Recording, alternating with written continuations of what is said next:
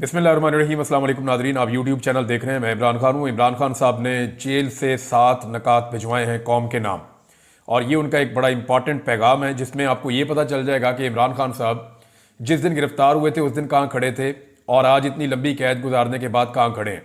मैंने आपको पिछले वीलॉग में भी बताया था कि जितने भी लीडर गिरफ्तार होते हैं, गिरफ्तार होने के बाद उनके मौक़िफ़ में लचक आती है। उनकी जो पार्टी है वो भी अपनी मौक़िफ़ के अंदर लचक लेकर आती है और वो कोशिश करते हैं पहले हमारा लीडर बाहर आ जाए, उसके बाद फिर बाकी चीज़ें हम देख लेंगे। पहली प्रायोरिटी होती है लीडर को बाहर लाना, लेकिन इमरान खान साहब की ये प्रायोरिटी है ही नहीं। वो अपनी पार्टी को भी कहते हैं कि अपने मौक़िफ़ के ऊपर डट जाओ, और ख़ुद वो कहते हैं इससे फ़र्क नहीं पड़ता कि मैं जेल में हूँ, चाहे मैं 500 दिन हूँ, चाहे 500 साल हूँ। अब यहाँ जब आप इमरान खान साहब का ये स्टेटमेंट सुनते हैं तो आपको आइडिया हो जाता है कि वो 7 चीज़ें इमरान खान साहब ने बयान की हैं जिनके ऊपर वो एक कदम भी पीछे हटने के लिए अभी तक तैयार नहीं हुए। जो उनका स्टेटमेंट है वो मैं आपको एज इट इज बताता हूं। इमरान खान साहब के ट्विटर से उसको शेयर भी किया गया है।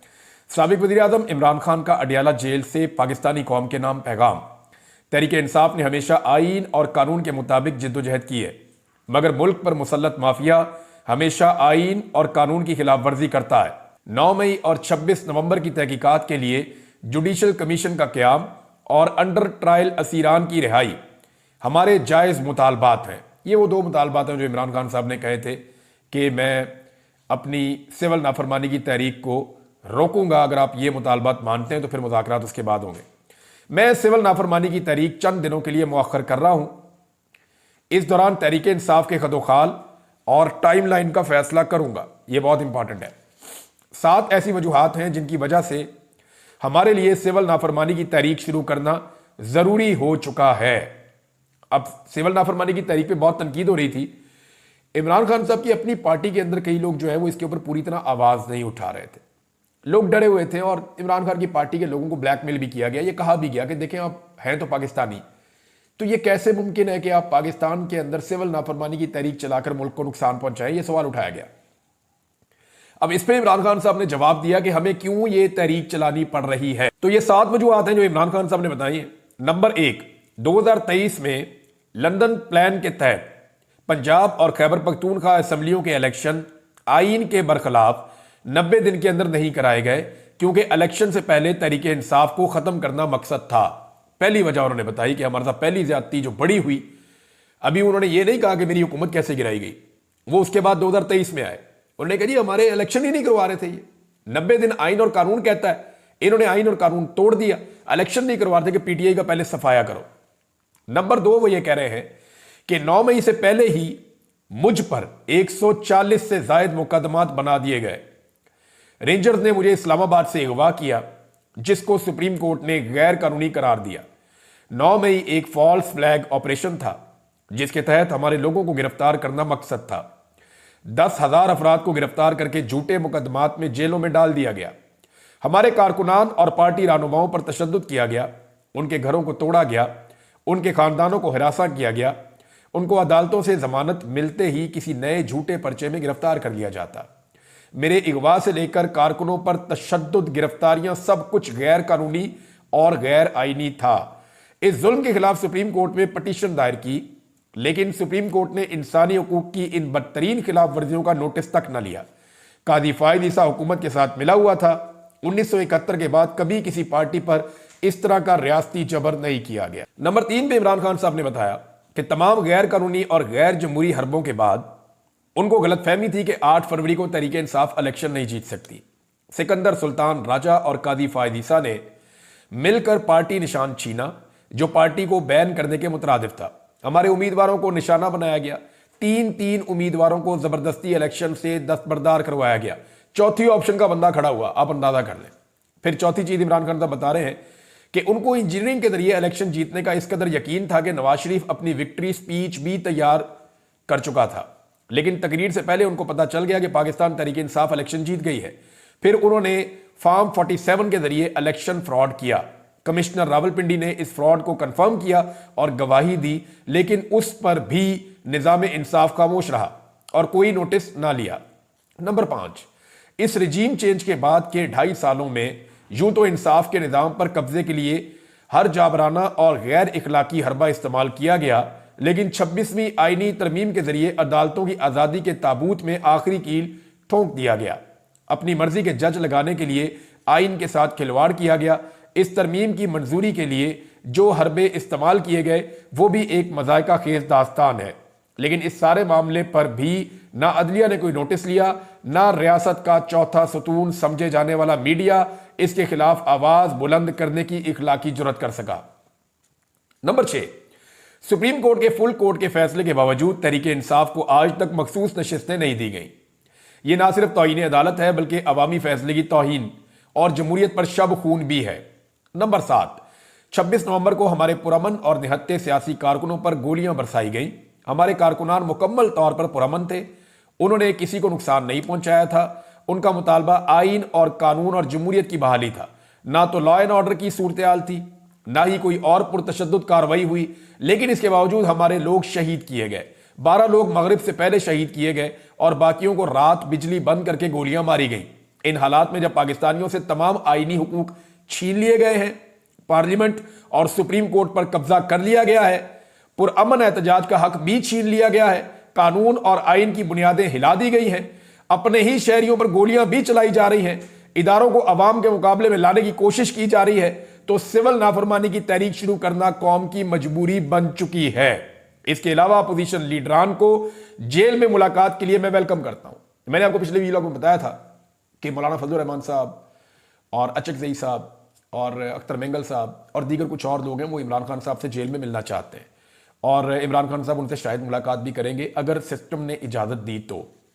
लेकिन उन्होंने कहा मुझे इस हुकूमत से उम्मीद नहीं है कि वो अपोजिशन लीडरान को मुझसे मुलाकात की इजाज़त देंगे, क्योंकि उन्होंने मेरी पार्टी के लोगों से भी 3 महीने से मेरी मुलाकात नहीं करवाई। ये जनाब इमरान खान साहब का स्टेटमेंट है और उनका बड़ा क्लियर स्टेटमेंट है। बाकी खबरें मैं आपके सामने रखता हूं। नाज़रीन, वाकई सूरत हाल वहां तक पहुंच गई है कि अब इमरान खान साहब की बात माननी पड़ेगी। यानी नजम सेठी साहब हो गए और कुछ और भी सहाफ़ी हैं जो इमरान खान साहब के खिलाफ ज़्यादातर वो रिपोर्टिंग करते रहे और उनका बयानिया इमरान खान साहब से मुतसादिम रहा है, यह नजरियाती इख्तलाफ रहा है और यह सबका हक होता है। यानी अगर किसी को इमरान खान साहब के नजरिए से इख्तलाफ है तो वो ये हक इस्तेमाल कर सकता है अपना, और अगर मुझे किसी के नजरिए से इख्तलाफ है तो मैं भी ये हक इस्तेमाल कर सकता हूं अपना। तो यही आज़ादी इज़हार राय होती है। लेकिन बाद लोग जो है वो जब साजिशों का हिस्सा बनते हैं और अजीब अजीब काम करते हैं तो फिर उनको लोगों की तनकीद का सामना भी करना पड़ता है। नजम सेठी कहते हैं 1 साल लगा लो या 2 साल, आखिरकार इमरान खान के साथ मुकमुका करना ही पड़ेगा। बेहतर है इमरान खान के साथ बात करके इसे अपने और मुल्क के लिए इस्तेमाल कर लें। बटन दबाकर इमरान खान फारिग नहीं किया जा सकता। बहुत सारे लोग अब ये मान रहे हैं कि अब रास्ता ही कोई नहीं है, यानी इमरान खान साहब के साथ बात नहीं करेंगे तो फिर कहां जाएंगे। राणा सनाउल्लाह साहब ने भी अब स्टेटमेंट दे दिया है और राणा सनाउल्लाह साहब ने कहा कि जी 2 स्टेटमेंट उनके आए। एक तो ये पीटीआई से मुज़ाकरात में एस्टेब्लिशमेंट नहीं, इमरान खान साहब ही रुकावट हैं। एक तो वो अब नरम स्टेटमेंट दे रहे हैं निस्बतन। दूसरा राणा सनाउल्लाह साहब का एक और स्टेटमेंट भी है जिसमें उन्होंने ये कहा कि देखें चाहे यूनिफॉर्म के अंदर जो लोग हैं 24 तारीख से लेकर 26 तारीख तक लोग यूनिफॉर्म में हों या बगैर यूनिफॉर्म में हों, दोनों तरफ इन्ना लिल्लाहि व इन्ना इलैहि राजिऊन होना चाहिए और दोनों तरफ से ये बात होनी चाहिए। तो मैं एक चीज़ में क्लियर कर दूं कि पाकिस्तान तहरीक इंसाफ ने और सब ने जो बावर्दी रेंजर्स एहलकार जिनकी शहादतें हुई, जो एफसी एहलकार की शहादत हुई, इस मामले के ऊपर सब ने इजहार हमदर्दी किया और ये शहादतें एक हादसे के नतीजे में हुई थी, लेकिन इसके बावजूद सब ने इजहार हमदर्दी किया और क्योंकि वो अपनी ड्यूटी के ऊपर थे और दौरान ड्यूटी, अब ड्यूटी आप उनसे क्या ले रहे थे ये एक अलग बहस है, लेकिन दौरान ड्यूटी वो शहीद हो गए। वो तो अपना काम करने आए थे, तो वो शहादतें हैं उनकी, तो उनके ऊपर तो सबने जो है वो कहा कि अफसोस का इजहार भी किया, हमदर्दी का इजहार भी किया।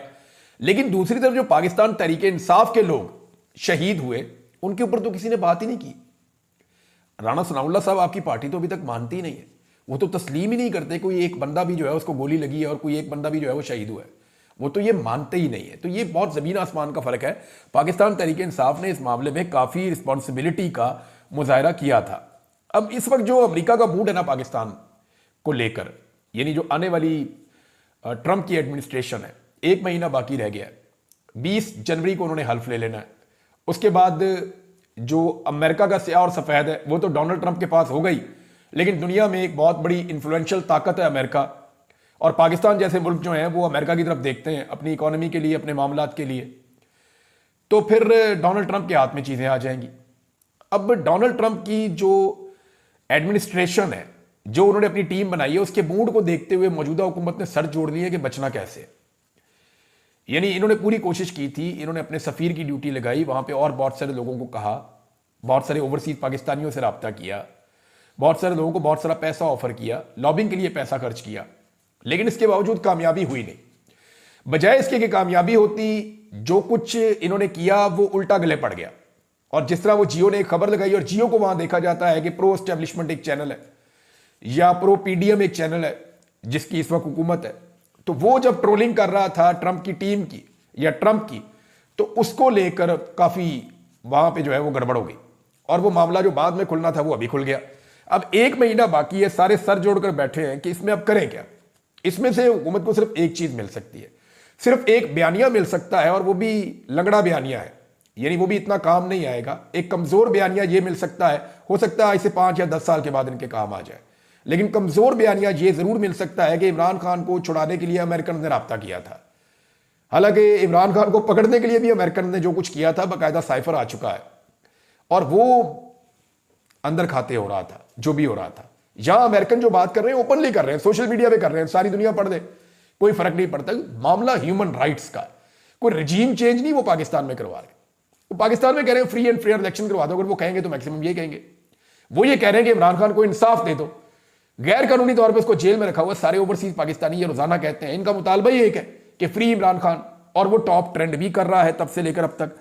अब इंतजामिया को और एस्टेब्लिशमेंट को मसला ये है कि पाकिस्तानी हुकूमत के जो बड़े नाम हैं उन्हें, और एस्टेब्लिशमेंट के जो बड़े लोग हैं उन्हें ये प्रॉब्लम पेश आ सकती है डोनाल्ड ट्रंप के दौर में कि उनके ऊपर पाबंदियां लग जाएं। देखिए, पाकिस्तान के ऊपर तो पाबंदियां अमेरिका लगाए ये तो कोई भी नहीं चाहेगा, और ना पाकिस्तान के ऊपर पाबंदियों की कोई हमायत करेगा। इससे अमेरिका के खिलाफ मुखालफत में पाकिस्तान के अंदर इजाफा हो जाएगा, और पाकिस्तान तहरीक इंसाफ और पाकिस्तान के जो ओवरसीज हैं वो सारे भी अमेरिकन गवर्नमेंट को ये इन्फ्लुएंस करेंगे कि आप पाकिस्तान पर पाबंदी ना लगाएं। और उन्होंने मुतालबा भी यही किया है कि अगर आपने पाबंदी लगानी है तो जो लोग जुल्म सितम कर रहे हैं, जो लोग इंसानी हकूक की खिलाफ वर्जियां कर रहे हैं, जो लोग जमहूरियत को और आज़ादी इजहार राय को नुकसान पहुंचा रहे हैं, आप उन पर पाबंदियां लगा दें। और यही उनसे मुतालबात किए जाते हैं ओवरसीज की जानिब से। तो अगर ये पाबंदियां लग जाती हैं तो डोनाल्ड ट्रंप के दौर में बहुत मुमकिन है कि पाकिस्तानी हुकूमत के बहुत सारे लोग और पाकिस्तान की एस्टेब्लिशमेंट के लोग अपने वीज़ों के लिए, अपनी ट्रैवलिंग के लिए, इनके ऊपर ट्रैवलिंग के बैन लग जाएं, इनके ऊपर वीज़ाज के बैन लग जाएं, इनके ऊपर जो है इनके एसेट्स के ऊपर बैन लग जाएं, एसेट्स इनके सीज कर दिए जाएं। तो ये बहुत सारी चीज़ें हो सकती हैं, तो उन लोगों को बहुत प्रॉब्लम हो जाएगा। अब इसके ऊपर सर जोड़कर बैठे हैं कि करें क्या। पीछे रह गया 1 महीना। अब 1 महीने में इमरान खान को चाहे डरा के, चाहे धमका के, चाहे प्यार से, चाहे पांव पकड़ के, चाहे मना के, कुछ ना कुछ करके इन्होंने मैनेज करना है। और अगर ये 1 महीना भी गुजर जाता है तो फिर उसके बाद जो कॉन्सिक्वेंसेज हैं वो मेरी अंडरस्टैंडिंग के मुताबिक पाकिस्तान पे नहीं होंगे, वो शख्सियात के ऊपर होंगे। क्योंकि अमेरिका ने भी इस बात को अंडरस्टैंड किया है कि पाकिस्तान में इस वक्त जो कुछ भी हो रहा है वो शख्सियात की वजह से हो रहा है, वो ख्वाहिशात की वजह से हो रहा है। और पाकिस्तान या पाकिस्तान की रियासत इसके अंदर उस तरह इन्वॉल्व नहीं है। ये चंद लोगों की बंद कमरे में बैठ के जो ख्वाहिशात हैं उन्होंने पाकिस्तान को यहां तक पहुंचाया है, और उन्हीं ख्वाहिशात की तकमील में पूरे पाकिस्तान के वसाइल इस्तेमाल किए जा रहे हैं यरगमाल बनाते हुए। तो ये है जनाब, इसको देखते हुए इस वक्त इस हुकूमत को बहुत ज़्यादा परेशानी है कि हमने इन मामलात से निपटना कैसे है। जियो न्यूज़ की जो रिपोर्टिंग जिसने मसला डाल दिया था उसके ऊपर एक चीज़ और हुई है, और ये एक नई डेवलपमेंट है और बड़ी इंटरेस्टिंग डेवलपमेंट है। इस डेवलपमेंट में हुआ यह है कि रायन ग्रिम जो लिखते हैं, राइटर हैं, थोड़े दिन पहले भी इनकी खबर का मैंने हवाला दिया था, इन्होंने ये पॉइंट आउट किया कि जनाब जियो को तो अमेरिका की एड मिलती है, जंग ग्रुप और जियो ग्रुप को तो अमेरिका पैसे देता है यूएस एड के जुमरे में या दीगर चीज़ों के जुमरे में, या कोई इश्तिहार कोई कंपेन मिल जाती हैं, तो ये तो पैसा कमाते हैं अमेरिका से। तो इस पे जो है वो रिचर्ड ग्रेनल ने ये लिखा कि नॉट फॉर लॉन्ग, अब ये नहीं होगा। यानी जंग ग्रुप जो पैसा अमेरिका से बनाता था वो पैसा बनना भी बंद हो जाएगा, या वो पैसा अब जंग ग्रुप को नहीं मिलेगा। ये पैसा कितना था इसके बारे में मुख्तलिफ लोगों के मुख्तलिफ दावे हैं, लेकिन यहां पे एक सहाफ़ी हैं, उन्होंने इसके ऊपर ज़्यादा काम किया, वकास साहब हैं, और इन्होंने इसके हवाले से कुछ डॉक्यूमेंट भी शेयर किए हैं, और मिलियंस ऑफ डॉलर्स के अंदर ये रकम बताई जाती है मुबैना तौर पे, जो पैसा जियो ने अमेरिका के साथ वो काम शाम करके तो हासिल किया है। बहरहाल अब ये पैसा उन्हें नहीं मिलेगा, तो इसका कोई ना कोई नुकसान तो होना था, लेकिन जियो अपनी क्रेडिबिलिटी अब बचाने के लिए इस किस्म की खबरें चला रहा है। बहुत मुमकिन है कि वो अमेरिका में जियो के खिलाफ कोई केस भी कर दें, लेकिन जियो के ऊपर ये पहला केस नहीं होगा, ARY पे भी होते रहे हैं, बाकी टीवी चैनल पे भी होते रहे हैं। तो अमेरिका में, बरतानिया में इस किस्म के केसेस होते हैं और ये बड़े लंबे चलते हैं, बाद में देखेंगे। लेकिन फिलहाल जिस तरह की रिपोर्टिंग जियो ने की है ये बायस्ड थी। इसके अंदर जो है वो बुग्स शामिल था, इमरान खान साहब की मुखालफत शामिल थी, सिर्फ इसलिए कि इस शख्स ने इमरान खान साहब की हमायत की थी, लिहाजा इसके खिलाफ जियो ने अपना गुस्सा निकाला।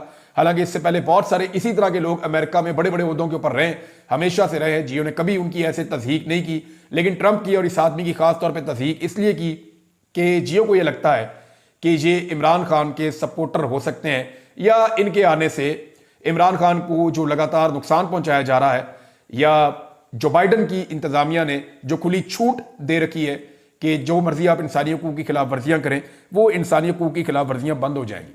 लिहाजा जियो ने जो किया उसके जो असरात हैं वो पूरे पाकिस्तान के ऊपर, पाकिस्तान की एस्टेब्लिशमेंट पे और हुकूमत पे पड़ रहे हैं और लगातार